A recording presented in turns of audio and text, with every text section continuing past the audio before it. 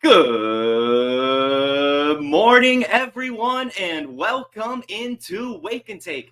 It's your boy Jason, and we have some football to talk about today. And it's not just me. As you see, we've got a handsome gentleman right next to me on the screen. My friend, my co-worker, my compadre, Theo Gremminger, the OG Fantasy himself. What are you doing? How's it going? What's up? Jason, we're grinding. It's Wednesday. I'm sneaking in waivers. I'm recording with you. I have a podcast with Jax Falcone of the Undrafted, who I'm a big fan of, at 1:00 today. Nice. So we're grinding, man. We're getting after it. It's week 4. This is before you know it, you're gonna rub your eyes. You're gonna wake up. It's gonna be Thanksgiving Day, and you're gonna say, "Where did the season go?" It's ridiculous. I'm a little upset that it's already week 4. I'm not gonna lie. It's gone by in the flash of an eye. It's really spectacular, but it's been fun. And Theo, we have some takeaways to talk about today. I love to use my Wednesday show. Tuesdays we talk about waivers.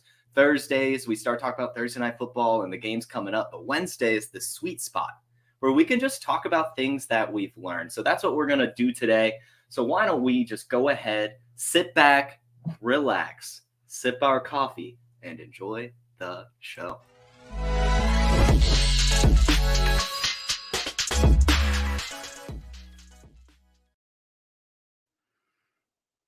Because there are two people on this show right now that perhaps saw this De'Von Achane thing coming. And Theo, I want to just give you a little bit of a platform here, because I mean you're one of the people who are really beating the drum for Achane.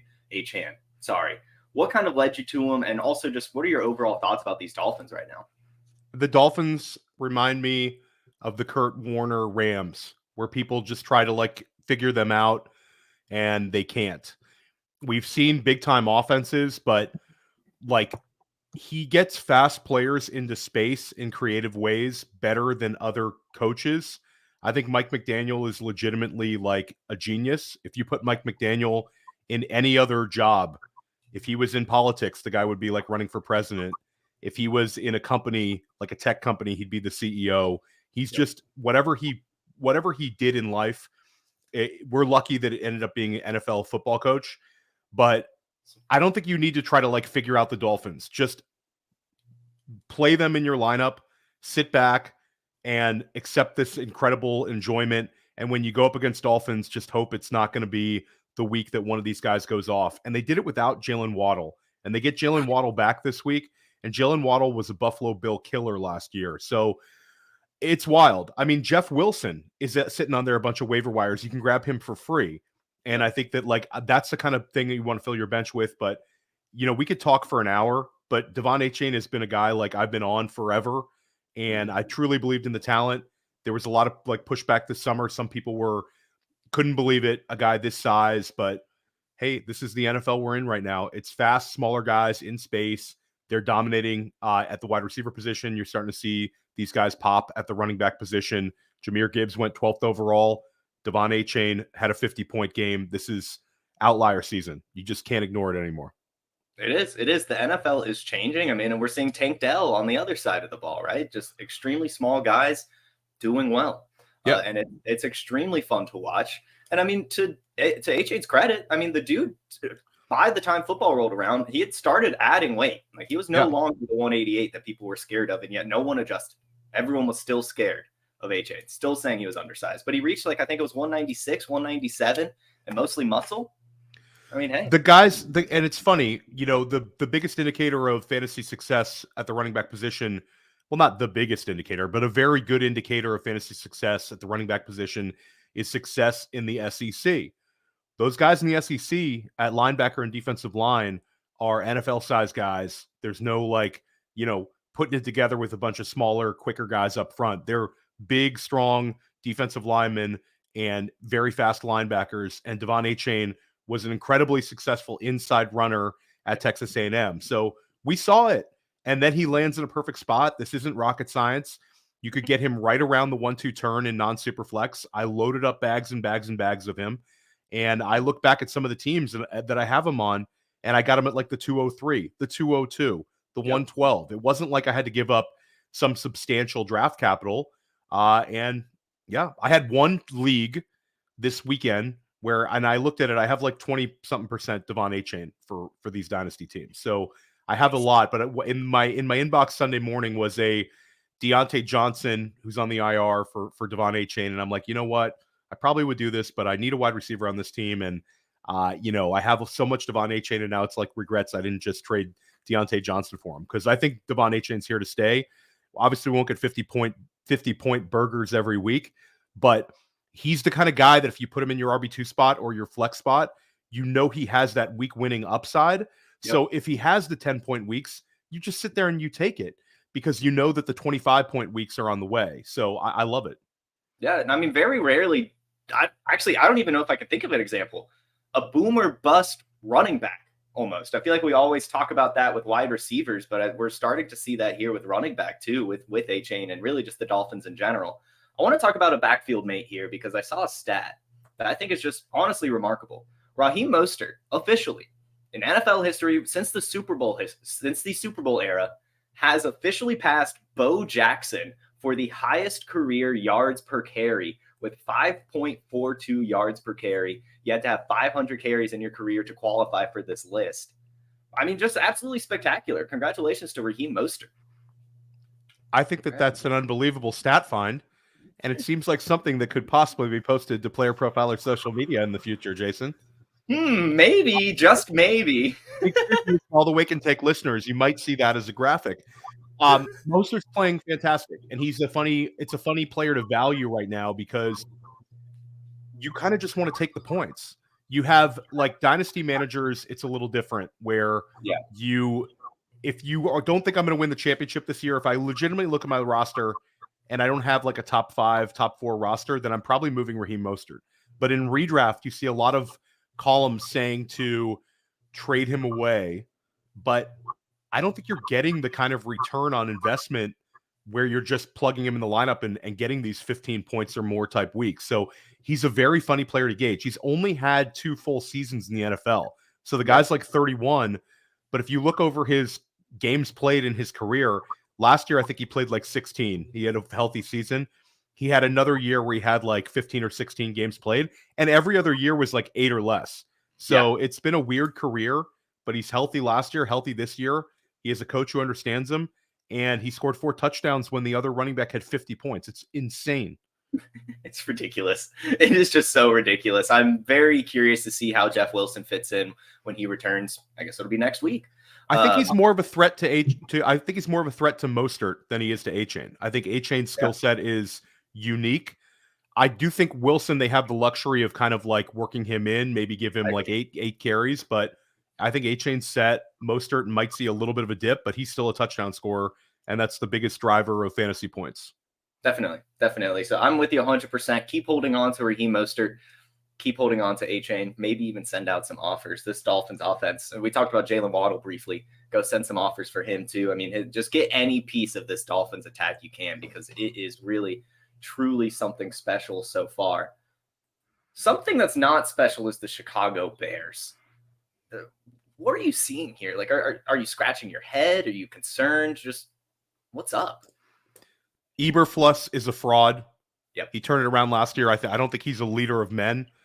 I think that's not like me insulting his character, but you look at the coaches in the NFL, and I think a lot of times you can be completely different approaches to the game and win locker rooms and have a plan.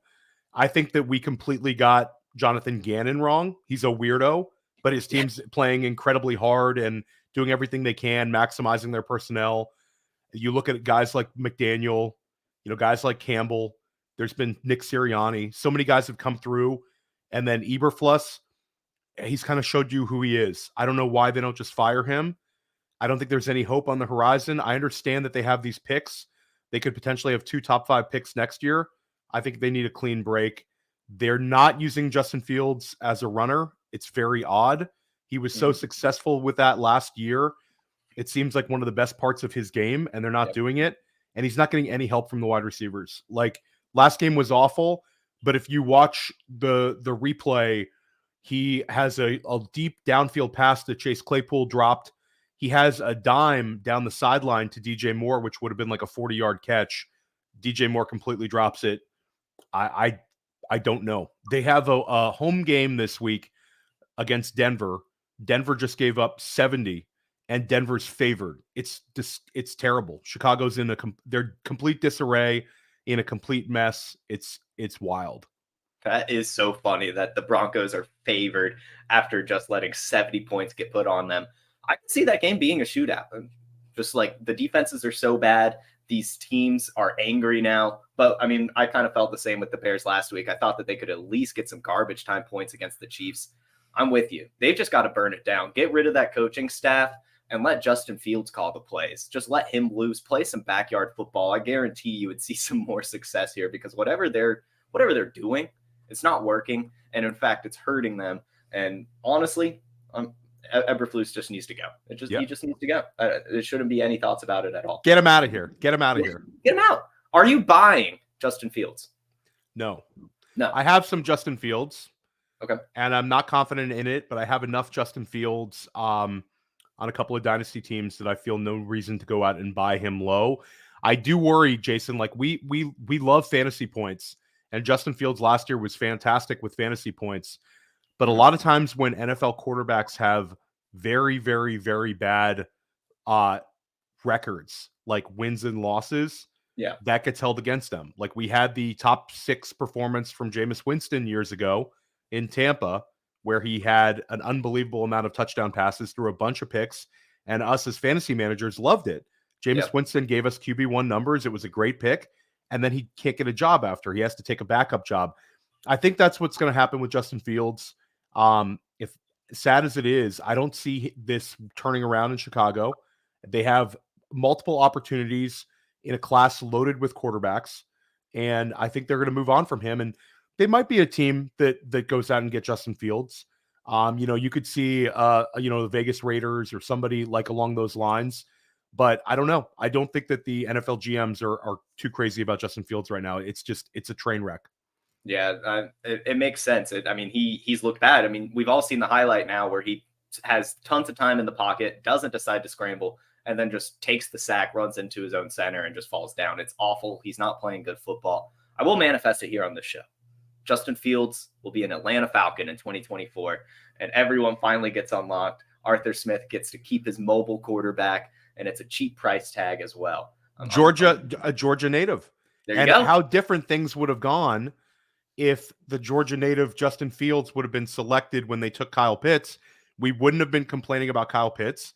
And I actually think Arthur Smith would have done a much better job with Justin Fields. I mean, it's crazy as it is. Arthur Smith is, not a guy I want to compliment, but he certainly has more of a stable environment in Atlanta. I think Justin Fields would have been much, much better off. He would have played indoor games. It's kind of like the sliding doors principle of the NFL.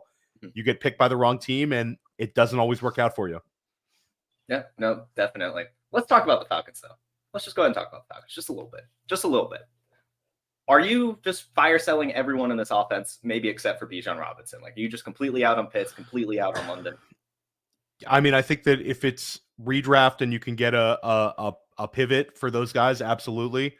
I think that Dynasty's a different question, because I think that they're both they have the talent and makeup. I think London is still also extremely young, but yeah, I think if you can pivot, go ahead and pivot. It's very difficult to hold these guys. Like, you're not using Drake London in your starting lineup. It's incredibly frustrating. And when he just sits there on the bench, you're going to miss the games that you want to start him in. It's one of the more frustrating situations in football right now. We have no love for Arthur Smith in the Gremminger household. The Allwine household loves himself some Arthur Smith. That's fine. Again, the guy has a stable environment despite bad quarterback play, and he's won some games. They have a big game this week in London against Jacksonville in a winnable game. Yep. So I can't hate on the wins and losses, but I don't understand for the life of me when we have talented high draft capital guys not being utilized. Makes no sense. And you're also costing Drake London a lot of money on that second contract. It's not like, all these teams are going to be like, hey man, like we're still going to pay you because you were a top 10 pick and we believe in your alpha profile, they're going to say, we're going to get you a discount because this guy had you as wide receiver 35. Yeah, that's a good point. It's hurting London's paycheck. I wonder if he's even thinking about that yet. He needs to start thinking about that. I'm sure his agent is telling him, like, hey, like, really start getting some more targets or asking for something. I mean, Jonnu Smith, I think, is leading the team in targets right now, which is just ridiculous. It's absurd. I think about that statement. It's insane. It's just ridiculous. One final team to talk about here is the New York Jets. They started off, they looked good. They beat the Bills. Breece Hall looking explosive. Now, back-to-back weeks of totally abysmal quarterback play from Zach Wilson. The defense looking less good than they did. Are you seeing any? I mean, you're over in New York. Are you seeing anything here about the Jets? I think that I don't quite understand for the life of me why Robert Saleh doesn't have a change at quarterback. And I realize that there's a lack of options, but this is how a coach loses their job. This is how a coach loses the locker room.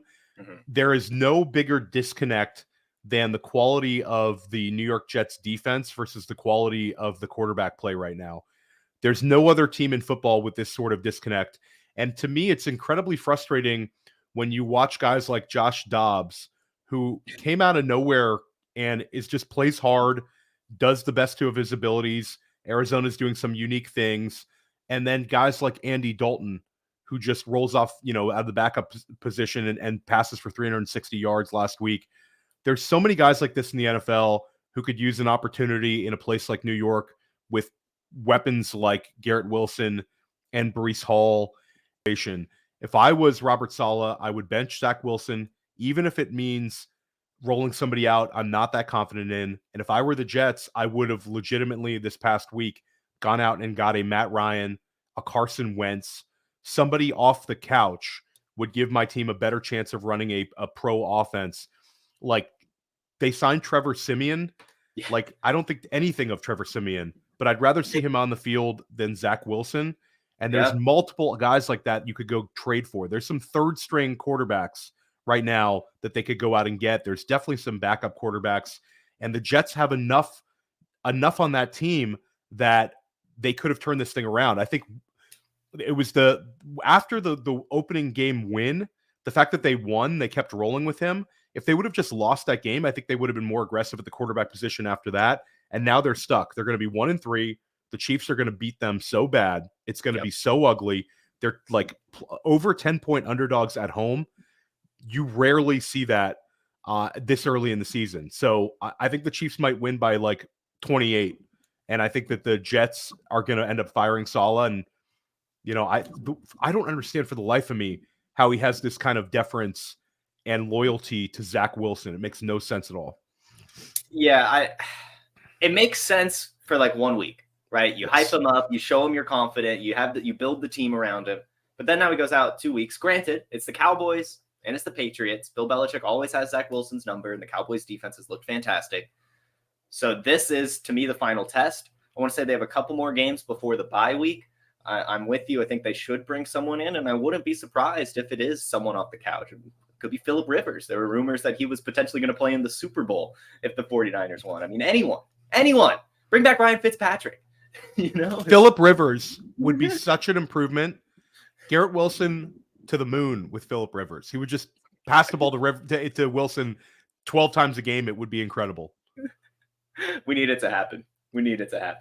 All right, so we've talked about kind of some of the teams that are making some noises.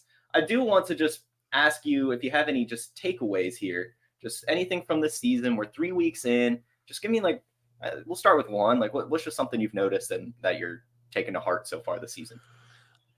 It's the Houston Texans. I think the Houston Texans are a team we completely misread in the preseason. They have completely turned the offense into something very, very fun for fantasy. They're in 3 wide receiver sets, 11 personnel, like all game. And they have CJ Stroud behind like a makeshift offensive line, but he's been so good. He has no interceptions this year. I've been so impressed with CJ Stroud. I think CJ Stroud could be like the next Joe Burrow level quarterback in this league.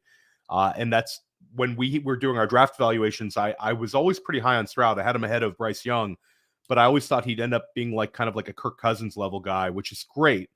A long-term starter, but I think he's more of a guy that could elevate a team. Great decision making, and the wide receivers there. I love Tank Dell. I really like Nico Collins. I think both of those guys are kind of stick in our fantasy lineups. It's the Houston Texans for me. I think like that's the D'Amico Ryans and Slowick, the offensive coordinator. These guys just get it. This is a good organization now. They make good decisions. The Tank Dell pick, the CJ Stroud pick. I mean, they nailed this draft. They did. And even with what we were kind of bashing, the horrific trade for Will Anderson, getting rid of so much capital, but it seems to have worked out. I think he got a sack last week.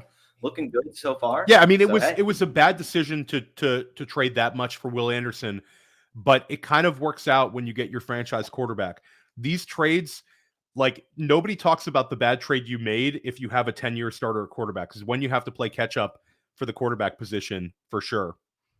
Yeah, no, it was beautiful. I will say here on the Wake and Take, I was on the Texans. I wasn't expecting this good. I at least expected CJ Stroud to throw one interception, like one of them. It's ridiculous he hasn't done it. And I also thought, Nico and Dell would be fine. But to see these 20, 30-point games out of these guys already, it's special. There is something really good cooking down in Houston. And I hope it keeps up because they have been really fun to watch. And they've been doing this without their stars on defense. Derek Stingley on IR. Jalen Petrie punctured his lung in week 1 when he got kneed by Lamar Jackson. He's been out the past few weeks. So, there's more coming for this team. And that's just ridiculous to say and even think about when, all of us were like, the Jaguars are going to win the division for the future. For as long as we can think.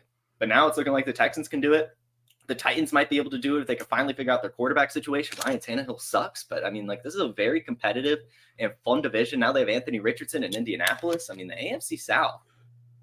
Give me the Colts. Give me the Colts there. I think the Colts, the fact that you go 2-0 with Minshew Magic, they're able to generate a run game with Zach Moss. This team kind of gets it, and the defense is playing well. And I think when Anthony Richardson comes back, I think this team is going to win like 10 games. They're going to win the division, and they'll be a tricky team in the playoffs because the Anthony Richardson attack is a difficult one that you don't see every single week. So give me the Colts in the AFC South, Jason. You heard it here first. I like it. I like it a lot. Are you a little worried about Anthony Richardson's running style? Like, do you think? He's obviously got to change it. Yeah, he's certainly not protective of himself, but concussions can be random, and I think that I don't worry too much. I think that at the end of the day, I think that he's just such an elite player that I bank the points when he's out there. Anybody could get hurt. That are the Russian quarterbacks, especially. They take more shots, but Richardson has such a big frame. I worry less about him than, somebody with like a Kyler Murray in years past, where Anthony Richardson's larger than than most of the linebackers out there. So it's like, he's taking on linebackers and safeties. It's not even fair. And I think we were headed towards a like monumental fantasy game in week 2 when he went down. We also like the fact that Michael Pittman looks great. Michael Pittman was underdrafted, and Josh Downs is developing. So they don't have a ton of weapons, but the weapons they do have, like it's a well put together team. And the Zach Moss thing is wild because Zach Moss is just playing the best football of his career. So Jonathan Taylor, I thought they'd miss him a lot more than this. I thought the wheels would fall off. I completely misread the AFC South. Yeah, no, definitely. It's been a very, very fun division. And the Colts looking good. We talked about Josh Downs on the show earlier this week. It's been a waiver wire pickup on your article. Jelani Woods, I think, also, when he comes off IR, could be something special as well, especially in your FFPC leagues, your tight end premiums. I think that he could be a sneaky stash right now as when he comes off. He's going to be a hot addition with the way Anthony Richardson's playing. Shout out to Kylen Granson, though, the social media of him holding his football like a baby after he scored his first touchdown. And his, I don't know if a girlfriend or wife was in on it, posing with it too. Unbelievable. That's top-notch content. Yeah, Hall of Fame tweet right there. Hall of Fame social media post. This isn't on the show sheet, but we've talked about Anthony Richardson. We've talked about CJ Stroud. Do you think Bryce Young hits as well? And we're talking about a very, very historic class here. I don't know. I think that Bryce Young could be a winner in this league. Okay. I don't know about the fantasy ceiling. I look at this as like fantasy. I'm sure there's like, some people that hear that and they just want to hear about like winning quarterbacks and all that. And I know that absolutely matters, but for fantasy perspective, like I think CJ Stroud and Anthony Richardson are quarterback 1 level players right now. Yeah. And Bryce Young, I don't think he's going to reach that level. He's smaller and doesn't run. That's a bad combination for fantasy. They have better weapons than I think some of us thought. That seems to be working. Second half of the year, I think Mingo could be interesting, but I don't know. For me, I think if you redrafted, I think Carolina would have considered one of these other 2 guys inside the organization. I know Bryce Young is like the leader of men, and he's been the leading high school quarterback, the leading college quarterback, like represented University of Alabama. He does everything you want from like a franchise quarterback. I don't know if he necessarily elevates offenses. And I think he's fine though, Jason. I think at the end of the day, if you have 3 big hits at the quarterback position, then it's definitely a really good class. Mm-hmm. And I think we have 2 of them. And I don't think Bryce Young's going to fail. I think he'll be a long-time starter in the league. I think I'm with you at least in terms of starting, and I kind of agree on the fantasy ceiling. I've got a question for you now. You've got the 105 in your rookie draft from this year. You've got hindsight. Bijan Robinson went. CJ Stroud went. Anthony Richardson went. Jahmyr Gibbs went. So you're choosing between Bryce Young, De'Von Achane, Jordan Addison, Zay Flowers. Who are you picking? Gosh, that's a great question. Mm-hmm. And I could make an argument for all of these guys, but I think Zay Flowers is going to be a superstar. And I love Jordan Addison. I love, obviously, De'Von Achane's my guy, but Zay Flowers just kind of has that it factor. He's going to absolutely destroy all the Baltimore rookie records. He's already on the way there. And it's not like a huge bar to cross. Like there's not like some Torrey Smith rookie year, I think is the numbers he's chasing. Mark Hollywood Brown touchdowns, nothing crazy. But I don't know. It's a great class though, Jason. Like we have so much depth in this class, so many great players so far, and we haven't seen a single thing out of Jackson Smith and Jigba. And I don't. It's not like he forgot how to play football. So this class is special. We talked about it all summer. How transformative we thought that the running back position and the tight end position would be, and I think the quarterback class has exceeded expectations. And the wide receiver class has completely crushed expectations. There's so many guys look good from this class. Puka Nacua is obviously the big story so far, but that whole 3rd round, like we talked about Tank Dell. Tank Dell is a exclamation point pick. What a great pick by Houston. But like Josh Downs, really, really good pick. Michael Wilson, really, really good pick. So many great picks so far on the offensive side of the ball from this draft. So, yeah, man. We ran Pierre this summer. Check the receipts, anybody. Anybody wants to check them. Player Profiler, we brought the heat with our rookie coverage, and I think we were spot on. You feel good if you listen to us on Luke Musgrave, getting him in the 3rd round of a bunch of these leagues. I mean, so many of these guys we were on. Yeah, and telling you not to get Quentin Johnston. So, I mean, like, it was just So I will take a more positive spin on him than a few other people at Player Profiler. I think it'll be interesting. I think the next few weeks are going to be very interesting. He's going to have opportunities. He wasn't on the field in 2 wide receiver sets. That was Josh Palmer, but they're in 3 wide receiver sets a lot. I think that like in the second half of the year, Quentin Johnston could be really interesting. Now, obviously, if Mike Williams didn't go down, the narrative would have kind of stayed, but funny things happen. I'm not ready to throw in the towel on Quentin Johnston, but if he does nothing in the next 2 weeks, Jason, it's a huge red flag with the opportunity he has in front of him. Yeah, I mean, this was always the philosophy here. I was off on Quentin Johnston before the draft. I hopped right back on when he went to the Chargers. I was like, there is going to be opportunity there. Mike Williams will probably be hurt. It happened. Now let's see what he can do with it. A lot is hanging in these next few games for him. Theo, give me a buy. I think we talked about him. I think CJ Stroud is an interesting one. I think if you're in having quarterback problems, I think in single quarterback dynasty leagues, CJ Stroud is definitely a buy. And I think in redraft, CJ Stroud is the kind of guy that I want to have as my quarterback 2. Or if I'm in a situation like Justin Fields, Daniel Jones, a couple of these guys and for that matter, Dak Prescott. If I don't have a lot of confidence in my starting quarterback, then I want to have CJ Stroud for cheap and kind of see where this thing goes. We already saw Anthony Richardson pop in terms of his value. It's going to take one more game for CJ Stroud, and I think that his value is going to go way up. So I think, kicking the tires on CJ Stroud is definitely one thing I would do. And then Kyren Williams, I would kick the tires on buying low. Because I think that a lot of box score readers are going to say this is it. This is what happened. He had a really good first 2 weeks. We saw the real Kyren Williams on Monday night, but he was on the field for 100% of snaps. He had 7 targets.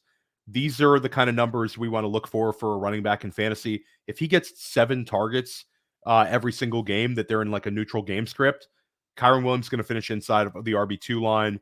And I don't think you're going to have to pay nearly as much as you would have after last week. No, Kyren Williams is probably the most shocking one to me. I'm a Cam Akers truther, unfortunately. I couldn't get off Cam Akers. I just like him, and just did not. We have to find a support group for you, Jason. Yeah, in the Atlanta area. I'm still like, oh, he's gonna hit in Minnesota. It's Cam Akers time. I just, it is what it is. I like Cam Akers, but yeah, 100% snap share. You can't get off that. It's possible the Rams bring in another running back, but even then, it's looking like he's going to have a huge role. And the Rams offense isn't even done yet. Cooper Kupp returns next week, and then we're going to see it firing on even more cylinders. So definitely a good buy right there. Attach yourself to that offense while you can. Give me a sell. Gosh, that's an interesting one. I think that like the low-hanging fruit might be Zach Moss. If I can get a huge return on investment, I don't really want to trade him though. It's funny, like you can make an argument for a number of these running backs.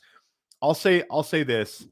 One guy who I think could be a sell is James Conner because he's playing so well. We've seen him fall apart before. I have a ton of James Conner. I don't like saying this, but I think that he's so insulated right now in terms of value where you might be able to pivot over and get a top 18 wide receiver, top 15 wide receiver and pivot that way. I hate moving on from James Conner, but I think he's probably a sell for me. And I do worry a little bit about the manufactured runs for Rondale Moore. I think that that's a thing.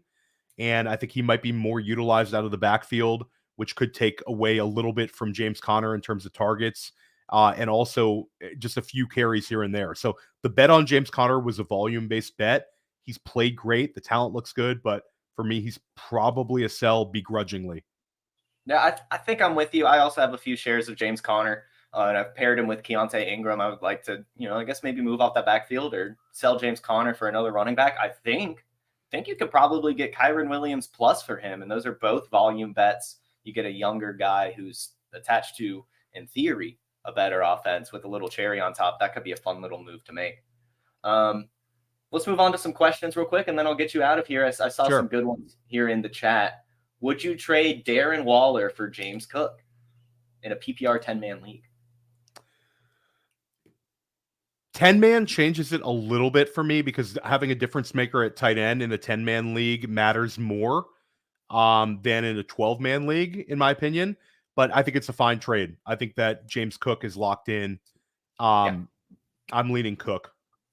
I think so too. If you trade away Waller, you can kind of just put yourself with the rest of the league that's in the tight end hell, and you get yourself a running back who's looking to break out this year. It's looking fantastic so far. Would you start CJ Stroud over Daniel Jones this week? Yes. Yeah, same. Daniel Jones has a great matchup against Seattle. It's a big potential win for the Giants. Seattle has been very, very generous fantasy-wise to wide receivers, to quarterbacks, but you have to roll with the hot hand. And despite the bad matchup, I'm probably going CJ Stroud, even though I think Daniel Jones is going to be ahead of him in like the rankings. I think it's CJ Stroud. Yeah, I'm with you. I mean, you've just got to go with him right now, especially if he's not turning the ball over. I mean, that's a pretty safe floor right there. Yeah. Are you buying low on Garrett Wilson? In Dynasty, for sure. In redraft, I don't think you can. It makes me sad to say I love Garrett Wilson. He's so good, but the situation is just so bad, and I have no confidence until a coaching or quarterback change is made. So, hey, man, if they sign Phillip Rivers, go buy yourself some Garrett Wilson. Yeah, this is going to have to be on price for me. Definitely, like you said, doing it in Dynasty. But if it's you have to give up a wide receiver one still for Garrett Wilson in redraft, I'm not doing it. Going elsewhere. Finally, trading for Jonathan Taylor. Would you give up either Achane or Swift? gosh, it would have to be the context of my team, Ahmed, where if I was in such a great shape at running back that I could afford to lose one of these guys and sit on a potential zero for many weeks, then I would think about it. But I don't see how you can make that trade right now. Both those guys are playing so well. And the quality of the offense of Philadelphia, if DeAndre Swift just gets 15 touches a game, he's going to eat. And I don't know. I don't think that Taylor's going to rekindle with the Colts. I don't know. I think this could be a missing more games than possible. I know he's eligible to come off the pup in week 5. I don't think it's going to happen. I think it's a weird, ugly situation. Yeah, I think you've got to hold on to Achane or Swift. They're both so hot right now, and that's honestly the most important thing in fantasy football, running backs especially. Like the coaches will keep leaning on them right now, and I mean, they have the same floor and ceiling as Jonathan Taylor. That's right. To be completely honest. In fact, probably even a higher ceiling.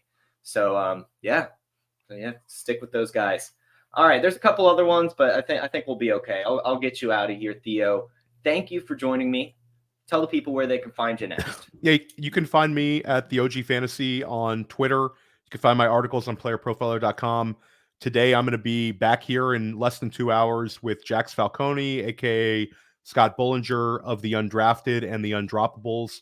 He's a great podcast guest. I've had him on a few times, and I've gone on his podcast. I'm really looking forward to hearing what he has to say about a number of these guys. Then tomorrow, press coverage, 3:30 with Billy Muzio. Billy Muzio will be back. He's missed the last 2 weeks, but he's back this week. We have Davis Maddock on.